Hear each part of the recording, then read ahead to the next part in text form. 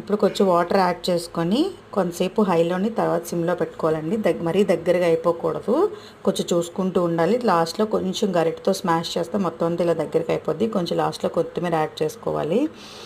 నేను బన్ మాత్రం రోస్ట్ చేసుకోలేదండి, నిజంగా చాలా అంటే చాలా టేస్ట్ మాత్రం చాలా బాగా వచ్చింది. లాస్ట్ ఫైనల్ అండి, స్టవ్ ఆఫ్ చేసుకొని సర్వ్ చేసుకోవడమే. ఇంకా బన్స్ మీకు నచ్చితే మీరు రోస్ట్ చేసుకోవచ్చు, పావుబాజీ బన్స్. నేను ఇలా రోస్ట్ చేసుకోకుండా కర్రీ పెట్టేసి పైన కొంచెం గీ వేసానండి.